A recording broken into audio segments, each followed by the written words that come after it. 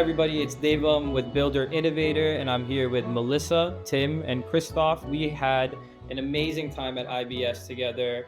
We explored the floor. All three of them sat on panels at the event, and we're going to just do a quick recap of what we saw. Our agenda for today is split up between four different major sections. It's going to be building innovation and sustainable materials, modular construction, and operational efficiency, luxury design, and modern living spaces. And then our favorite thing to talk about, which is cool new stuff that we saw.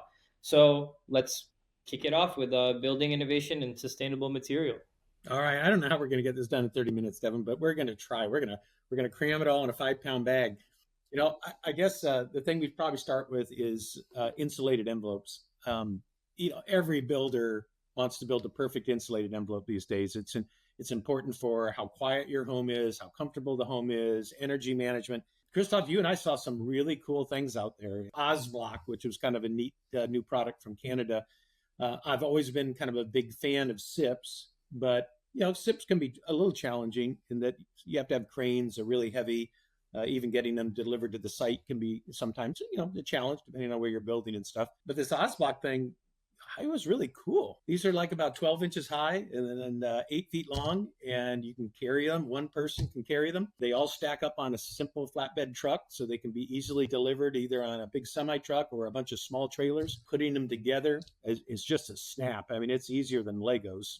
They got a little cam locking system, and you get 5 times the wall strength of a traditional balloon framed wall. I mean, I was super impressed. What I like is the thermal bridging that you have. I mean, you're just creating an envelope that is really totally sealed, right? Insulation is incredible. It saves a lot of energy in the end. No, it was great. A couple other cool things on it, though, is the fact that you can use these insulated form blocks, these 8-foot long blocks that you're just stacking as a 7-foot lintel above doors and windows so that you don't have to do that framing either. I mean, talking to the owner, they've got a really cool R&D roadmap where they're now going to implement, some new changes, some different waterproof kind of capabilities and stuff like that. And then you were really excited, Christoph, about InSoFast and their new X-Bracket. Yeah, it's an incredible concept. Insulating from the outside, actually eliminate the thermal bridging. Plus, the owner that invented this is a guy that was born and raised into construction. He was a framer and a carpenter, so he created that from seeing a lot of issue that is out there. So that's always the best creation of things that needs to come on the market is people that do that every single day, right? And they want to create a solution for problem that they see every day. It's kind of one of those innovations so that it turns your world inside out. You build the structure, you sheet it, then you put the brackets on and insulate the outside, and then you put the furring straps on and then put the extra, it's like, okay, that's a different way to build, but wow. I mean, in the end, you ended up with an igloo. The thing was just a solid piece of foam, ground to ground, up the wall, over the roof, down to the other side. I mean, it was really impressive thermally. And actually, we're taking this in Austin. I talked to him this week, and we're going to present this product in a couple of architects already. It's a great concept, and it will help a lot to try to keep some efficiency into the energy that we're looking, especially here in Austin, right? What we miss energy, a lot of energy is electricity is a big deal, right? So I think it helps, just introduce that just to see what the people are thinking. The other innovation that we also saw was that kind of prefab foundation from plank. It was really a SIP foundation. That's the way I think about it, right? And there's these huge pre-manufactured foundation pieces that come laid down either on like a helical type screw, foundation system or pier-on beam type foundation system. You just lay them straight down on that. They lock together, and boom, you've got a fully insulated, completely sealed up foundation in no time flat. A lot of times when you use one of those foundations, it's almost like a little bit of like the mobile home. You're getting a little bit of flex. The strength isn't quite the same, but they were saying that they had the same type of rigidity and the same strength as slab on grade concrete. Pivoting away from that, we saw a lot of other cool things about building innovations. I think some of the categories, the softer categories, were kind of interesting. We saw those really cool heated chairs from the Canadian company Wrmth. They make this chair that you sit outside, and instead of relying on either propane heaters or other things to kind of heat the entire environment and keep you warm, the chair is just heated, and it's the back, the seat, the arms. It gives you kind of a complete thermal envelope pushing heat into the body, really extending the outdoor living season. The other one outdoor living I thought was kind of cool, it's certainly not new from a technology, but Thermacell, who's been making all kinds of mosquito repellent products, they've come out with a live system, which is a kind of a builder or a modeler or landscaper installed permanent system that you put in your yard, and it's completely controlled by the app. So as you go outside, you can have zones in your yard that are instantly, pest free. I thought that was kind of a neat solution, to again, outdoor living.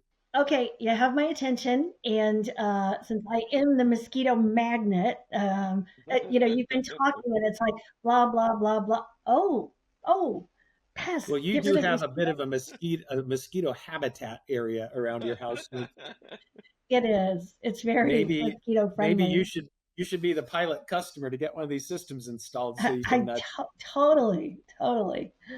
Sometimes I think it's these smaller, kind of more novel features that if you add to a build out, whether it's a remodel, a landscaping job, or whether it's a brand new home, I think those things sometimes speak more clearly to customers about, wow, this is really a new home. This is a new way to live. This is just a better way to live. And I think, that we've got to stop selling that it's just new, right? Versus it's actually a better way to live.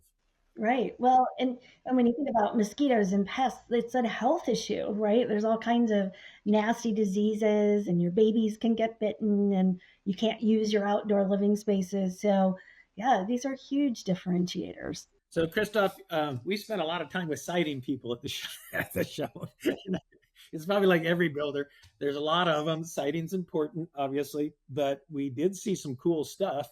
You want to talk to them a little bit about bark and ClicCad and LP? Yeah, so the new siding that come on the market it's pretty well in overall, right? It's fire resistant, right? What we see a lot. It's better than even any cement board. We see aluminum product and a composite product that is actually, remember we dropped that hammer, on it. So that is very, very that was durable. LP's smart siding product. Yep. I think the neat thing about smart siding is you think of it as being a cementous-based product. It kind of feels it has the durability of cement-based siding, but it's so much lighter and it's way more workable. You don't have all the cement dust issues, right when you're cutting. And I thought their demonstration of its durability was incredible. That huge sledgehammer, every time it went against, the other siding, it would shatter and break, and it would just bounce off of that smart siding. So they had a nice marketing display there for sure. Yeah, I sent that to the client already, just for content purposes, and for one of our projects, we were looking for sidings. Send that to the client and the designer. I like the aluminum siding as well. I think they come along. Yeah, ClicCad. What I liked about the ClicCad siding, it's cool siding, and it certainly gives a really modern, chic kind of architectural detail, either interior or exterior. Where they had me was that click track system where you just put up these strips, and then you just quickly clip these aluminum rails into it, and you're done.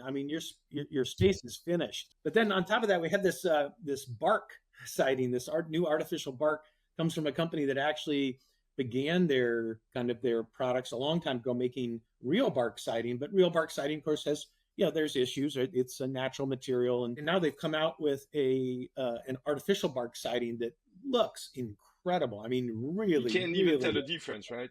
No, it was really, really beautiful product, and I like the way they had shown builders use it as accent features. Now, there's another product there that I saw that I don't know if anybody was with me, but it's from a company called Nichiha. It's a cement fiber based product, but wow, do they have cool finishes?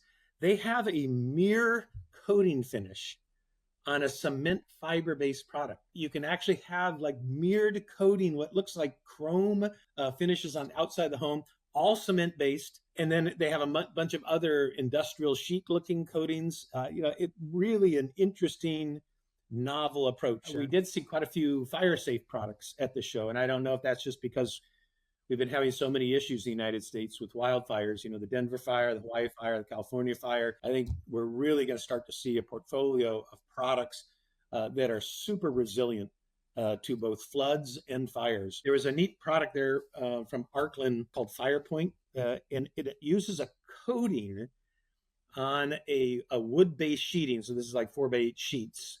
And the wood coating is kind of sacrificial. So when intense heat hits it, it kind of foams up and then insulates it below, so that you can literally put a blowtorch on this and the wood below, won't burn for a good long period of time. And again, the beauty here is we can now build products that are just way better than used homes. The more we get that message out, it says you can buy a used home, but that used home's going to, be susceptible to burning. This new home has all of these products, all of these features. It's more resilient, it's safer, your investment's safer. And if we can actually get the attention of the insurance industry and then begin to lower the premiums for new homes, it could really make the economics of a new home, substantially better. And I think that's something with new homes that sometimes doesn't get across, is that new homes are built based off the human condition, based off of, the world we live in. And it's better, but it's directly solving an actual problem to live more functionally, more safer, healthier. Used homes are already built for the time that they were built in. In the new time that we live in, yes, we have all this technology, but we also live differently. And the next generation is going to live differently from that. So tying in that human element is a no-brainer. And I think the challenge for builders is this great technology is out there and available, but if you're not putting it in your homes, it doesn't do any good. So to your point, Dave, we're still building homes like we did 10 years ago if we're actually not keeping up with these new products that we have to offer. One thing I want to touch upon is kind of what I call all things energy. And, it used to be energy was kind of like, the HVAC system, or something like that. Or a service panel, a gray box on the back of your house. I know, it's so sexy to talk about, but the world, it's really shifted and changed. And it kind of starts with buyers and their needs. And it used to be, when it came to kind of energy products, energy savings, it was kind of an eco-friendly, it was like the green weenies, right? Like they were really passionate about really saving the earth and energy and all that. And that's great. But there are so many other buyer motivations now around energy. One is, financial, right? Now in some markets, you can sell your energy back to the grid and make money. Not in all markets, but in some, and it's kind of becoming more prevalent. You can cost saving through managing the time of day that you tap into energy. When do you charge your devices, right? And you can manage that in some markets. Or maybe you just hate utility companies and you want to just stick it to them. There's a whole variety of reasons around finances that are motivating buyers. There could be a few people in that category. I think so. We've got some anger issues. We do. But then there's a whole new category, and you touched upon it, Tim, when you were talking about kind of fire-resistant homes. And it's this whole category of resilience, because there's so many more natural disasters. We have more frequent power outages. We have rolling blackouts. We have brownouts. We have predictions, where they're saying we're going to run out of power. That is super scary. And it is causing consumers to really think about, how can I personally be ready from a resilience perspective? So this is all this buyer need that is popping up and is out there. And the really cool part is that technology is coming together in a way that's allowing us to meet those consumer needs. We actually saw a lot of products at the show that speak directly to that. And, one of my favorite products that I saw, which I've been tracking now for years, is that GAF solar shingle. Look, I get it. If you have a home and you want to add solar, you're going to have to go up on the roof. You're going to have to drill penetrations in the roof, add bracketry. You're going to put solar panels on it. But as a new builder, you just hate to do that. GAF has really brought forward a neat new product. These GF solar shingles, they've had a 50%, greater than 50% increase now in efficiency. They're getting almost 10 watts per square foot. There's no added on layer to your roof. So these actually truly replace shingles. So you're not putting shingles down where these go. These are shingles. It makes the entire roof look really sleek and seamless. Used home, you want to add solar, you're going to have these big boxes sitting up on top of your roof, very obvious, whereas a new home, you're going to just have a huge section of your roof be solar shingles rather than asphalt shingles. And because consumers want to manage all these inputs and outputs and have more control and have this resilience, you need systems, right, to be able to manage all that. And the cool part is that those are available. We saw those at CES, and then we saw them at IBS as well, kind of whole home management systems. And there's research out there that says consumers are willing to pay for that is a really good upgrade if it's not something you can include. So yeah, we it's a actually hot saw one. a really interesting software from Cold Electric, and they've developed software that allows somebody to aggregate individual households and then offer them to the utility company as a kind of a utility district, so they can sell power back at certain times and then feed that money as a profit stream back to the individual homeowners. You talk about making a difference. What if your home every year, instead of worrying about paying your mortgage, what if every month you were looking at how much is my home paying me? And can we kind of start to balance that whole thing out between the cost of owning the home, insuring it, property taxes, mortgage, and the cost of the power that we generate, pushing it back into the grid at peak periods of time? It's amazing. Since I know Tim and Melissa, if everybody would have listened to you and apply what you've been saying for the past 10 years, I think things will be better on the planet. Honestly, because you've been bringing those products and those things, innovation, every single year and every single conversation we had. As a builder, though, there's always this question of when to jump, right? When to change, right? And there's some people that have a higher propensity, a higher tolerance for risk factor, right? And they're going to move, they're going to be earlier adopters. But I do think there's a pivot point where the risk of not doing something outweighs the risk of doing something. You always care about the new product coming on the market and not being there next year, right? For warranty purposes or just maintenance, right? And it's always, when we talk to the trade, say, hey, you should adopt, this product, look at it. Well, I don't want to come out as that product is going to be there in 2 years. I don't want to warranty it. I don't want to be responsible. So that's always a big conversation between the general contractors and the trades. Why don't we move to a whole nother area then, which is kind of operational efficiency? Everything from, modular to panelization. Christoph, you and I went outside and took a look at two substantial modular built products, a couple of them from Zook. You could not leave not being impressed with the finish of those products. Incredible. When you walked in and you said, these look great. Looks incredible. So, I think one of the issues is the stigma of something being modular or something being volumetrically built does not mean that it's cheap, flimsy, not attractive, especially to Gen Z or millennial. They were really chic, beautiful, well-appointed homes, and obviously for a specific niche. If you can't get trades and you need something delivered and built quickly, they would be able to fill that void. On the other end, we saw a really neat collection from Champion, a stalwart in the volumetric build space, been around for many, many years. But what they brought to the table was an entire collection of duplexes. They came up with an entire collection with same side entry, reverse side entry, elevations are different, end entries, and then lengths and widths change, so that you really could get a nice architectural mix. And the cost per square foot was really nice. So it really brings affordability to the rental market. I mean, I looked at that and said, man, if I had land, if you could site a few of those, you could rent them really cost effectively. And great floor plan. I mean, very efficient floor plan as well. When you look at the floor plan where we were in, it was incredible. They probably weren't quite as chic as the Zook, cabins were, but they were drywall walls. They were certainly apartment worthy, right? I'll say one other thing, though, on the modulation and panelization. I think, Christoph, both you and I were super intrigued and really enamored with the Simpson Strong Tie Easy Frame system. It's not panelization, right? It's not modular, so you can still stick frame on site, but it's just easier, faster, more accurate stick framing. Instead of delivering raw dimensional lumber to the job site, they actually have your blueprints. The machine cuts every piece exactly to length prior to delivery to the site. On each piece of material, it's printed exactly what needs to go there. Is that a single stud, double stud, triple stud? Is that a king jam?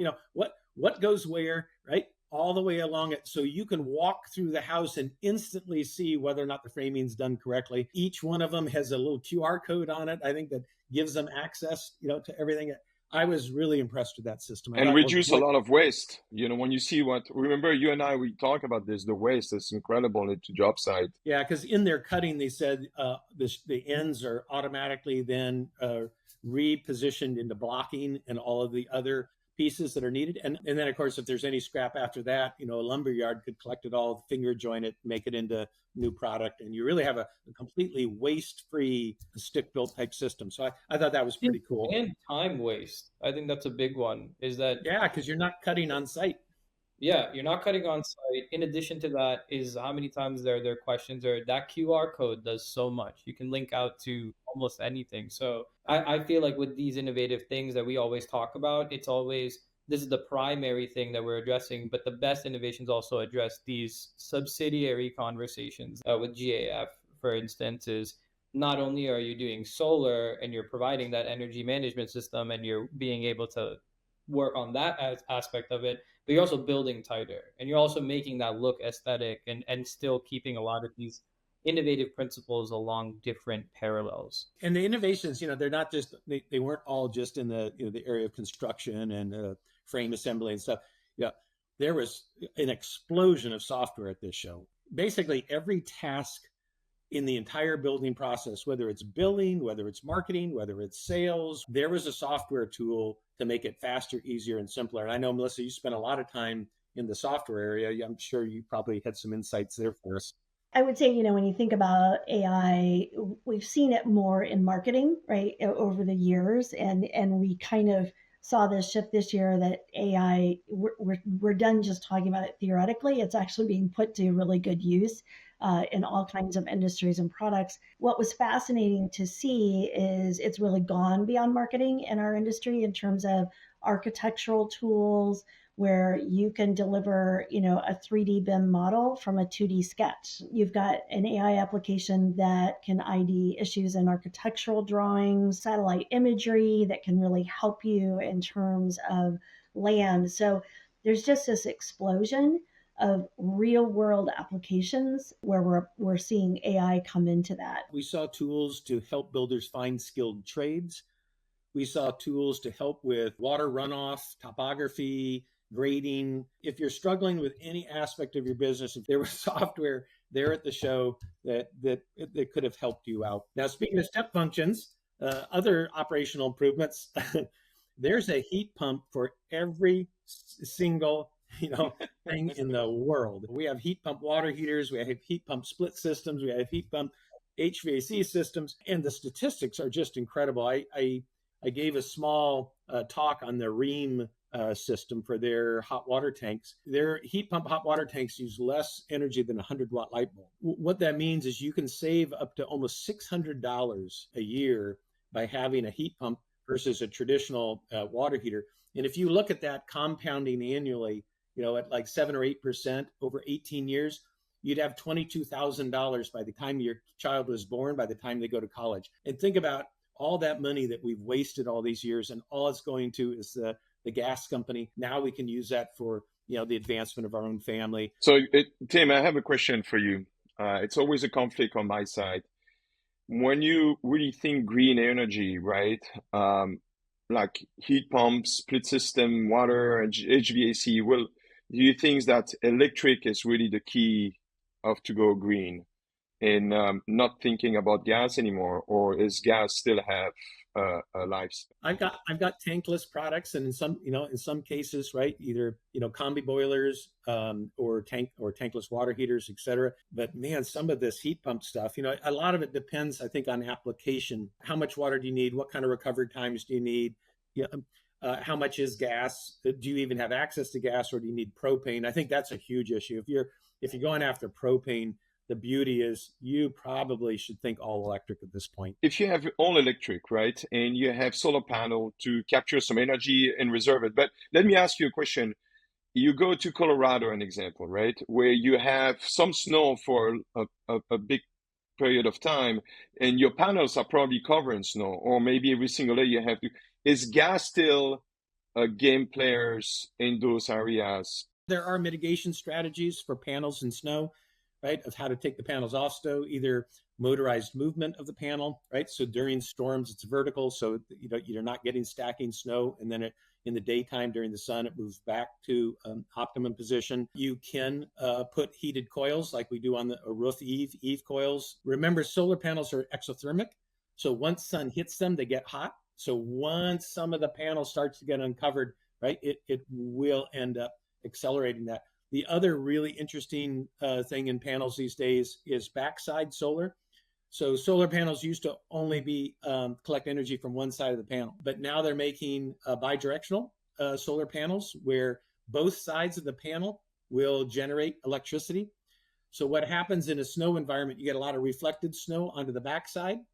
And if you get reflected light onto the backside, then you start the exothermic reaction and it sheds then the front side, right? So I think there's a bunch of issues there that the traditional thinking around, oh, wait a minute, I've got snow, so I can't use solar. I think there's some opportunities there that are going to start to change some of that. But well, we talked about all kinds of things we can do, but we haven't talked about the people that actually have to build these things. And Melissa, you spent quite a bit of time talking about human augmentation in every form. You can talk about exoskeletons and like they're here and we really should be using them and they're transformative. But I will tell you my absolute favorite, simplest, least expensive augmentation tool are live translation earbuds.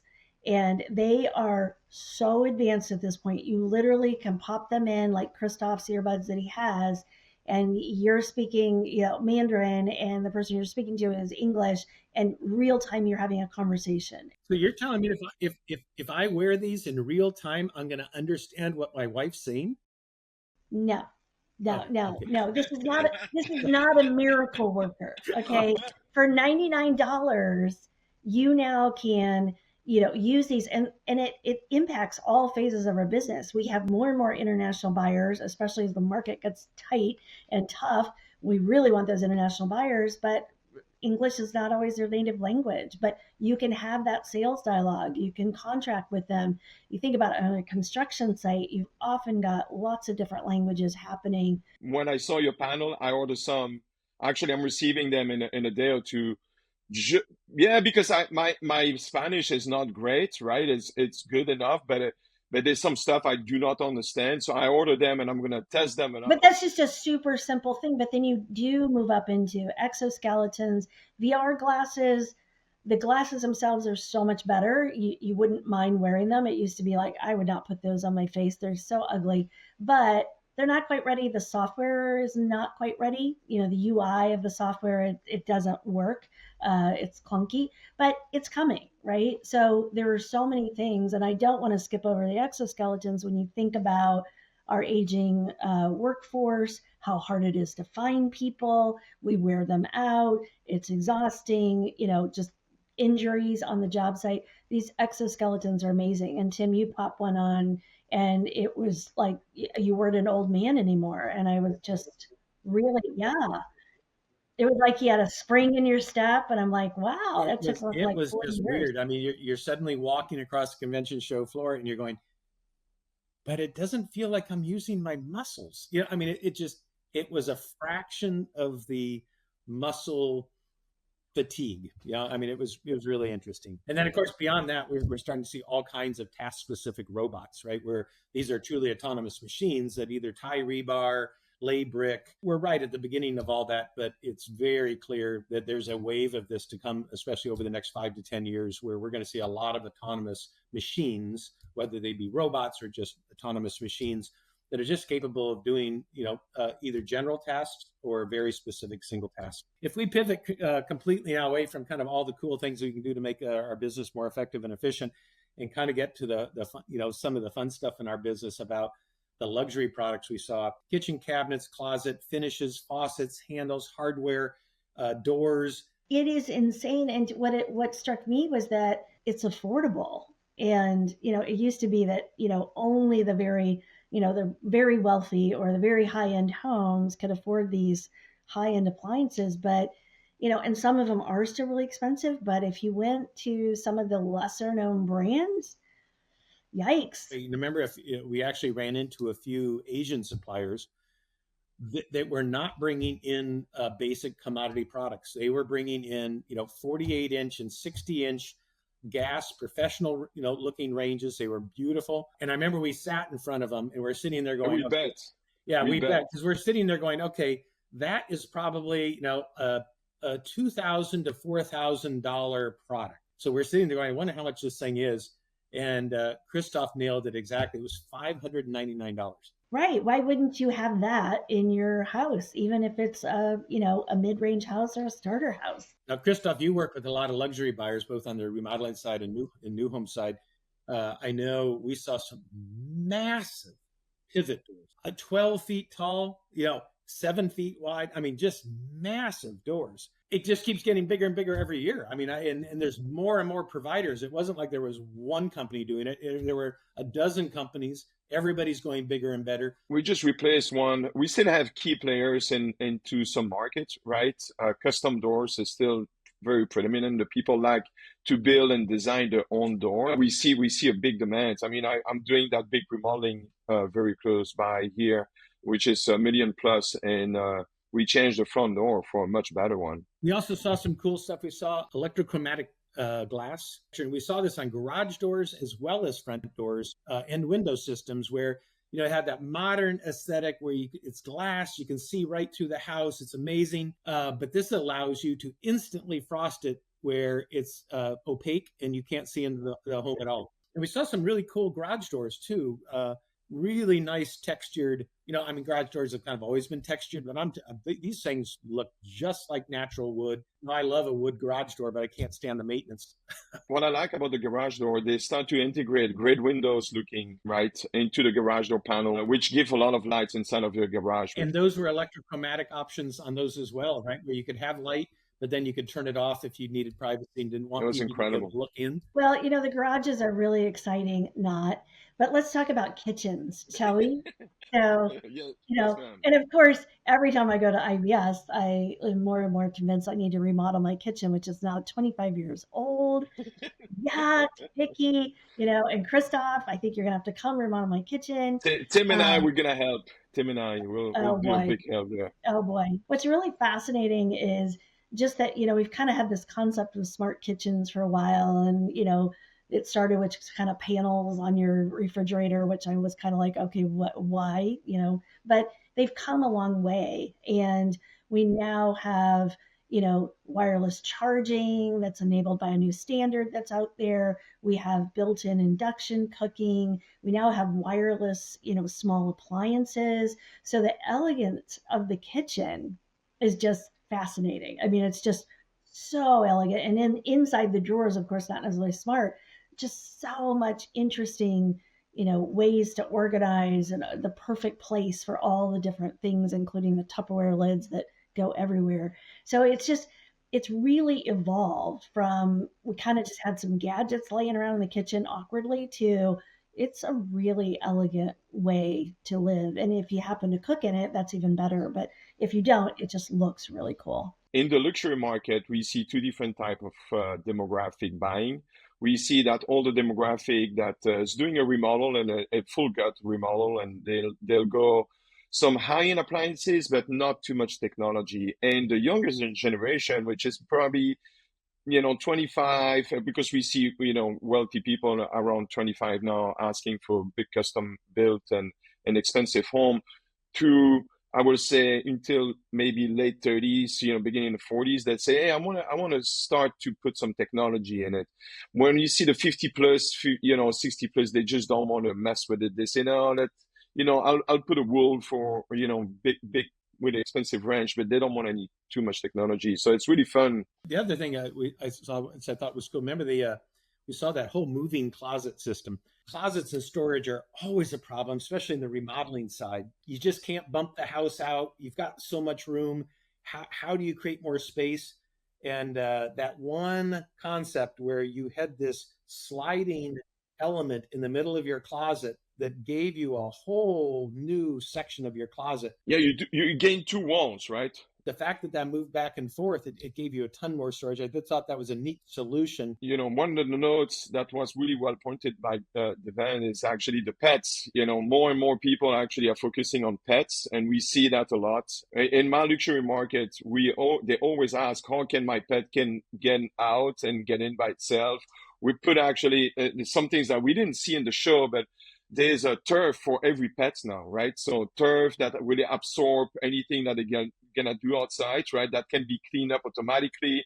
There's really great option, and the pets, it's kind of like when the kids are out of the house in college or whatever, in university, the pets become the second generation of kids for a lot of empty nesters, right? There are a lot of studies actually that will tell you how much money boomers will spend now on their pets, because one thing I did see at the show I thought was interesting was a modular dog or pet washing station. Now, the pet washing stations have been around as a feature, for some time, but you kind of have to build them yourself, right?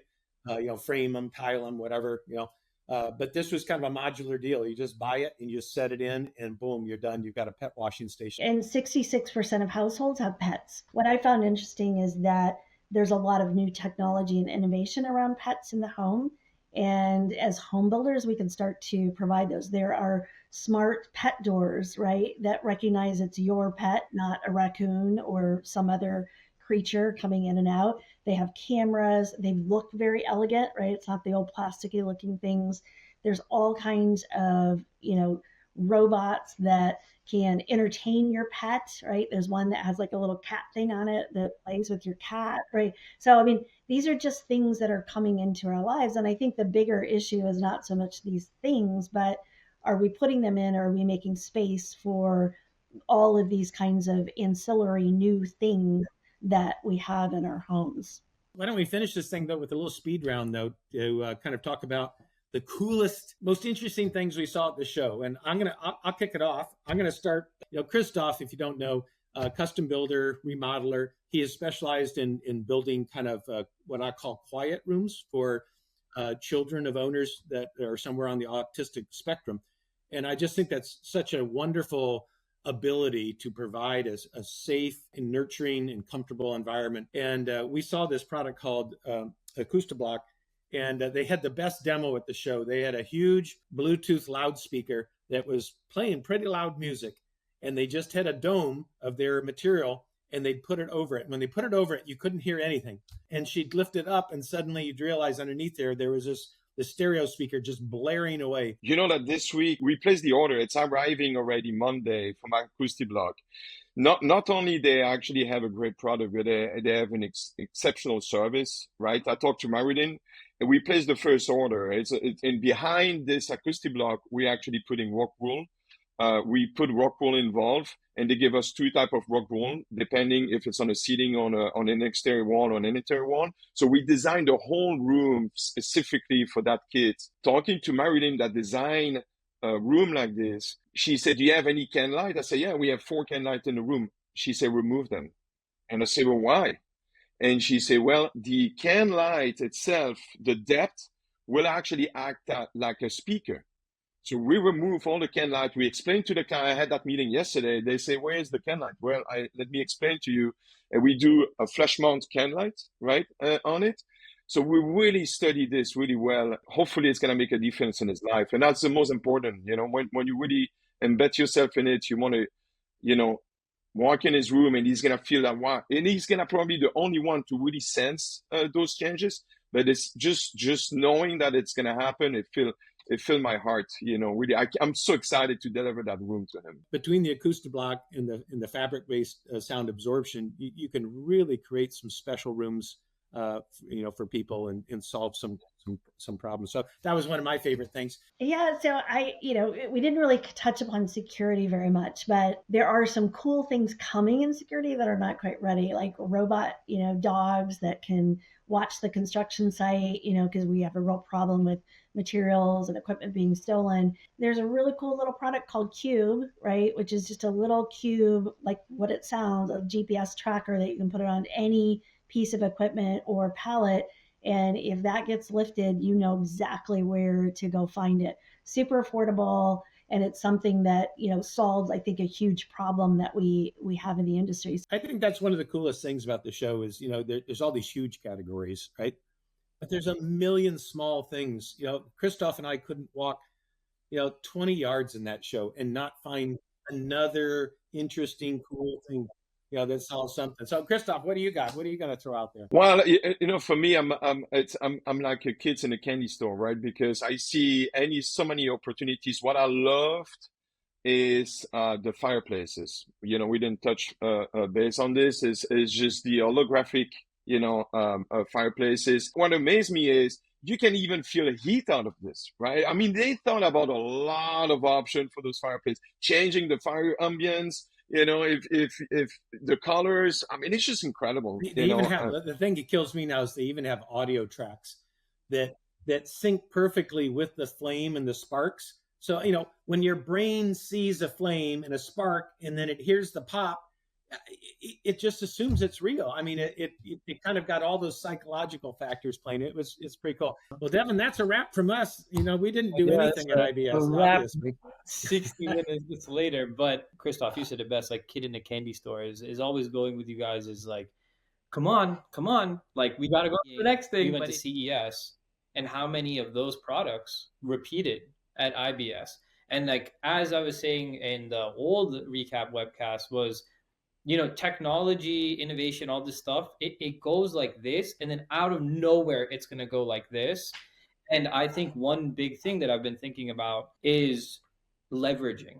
As builders right now, you have the capabilities of leveraging that power, where if you adopt technology early, you get to decide, how it's being installed. You get to decide when and where and how and all of these different things.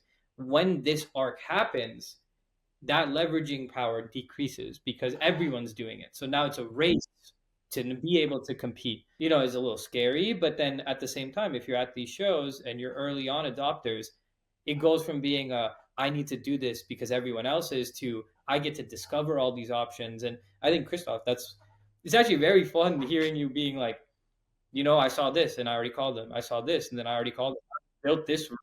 And it's only been, a week and a half? So, well, for me, I can see application right away into what I do. I'm very lucky to have the work that we have and have incredible clients that will refer to me for advice and will take my advice and allow me to actually apply those new products. But I can assure you, there's nothing like it to walk the show with Tim and Melissa. There's nothing like it. I mean, Tim will be like this. Look at this. This is incredible. We need to go to see. I call my wife and say, where does he find that energy? We did 10 miles today, And if you remember the last day, Melissa and I, we were like, okay, it's time to go. But it is incredible. If I can do this for the next 10, 15 years with you, and hopefully, we'll do that with wheelchairs still, I think, because we have that passion. It's so refreshing. I cannot wait to be next year. I missed last year with Tim. This year, I will never miss it again. But Devin, I do have some parting words for a builder, though. We can build a better product. We can build a product that doesn't exist in the marketplace. We can build a differentiated product. We can build rooms for children on the autistic spectrum that work for them. We can build homes that are resilient to fire, hurricanes, tornadoes. We can build homes that pay us money instead of spend our money. We can build homes that delight us, excite us, and care for us. All we have to do is pay attention to the materials, the tools, the vendors, the suppliers that are out there, lean into the technology and innovation, and build the future. And if we do that, we'll be rewarded for it. And, my message is, what's keeping you from building the future?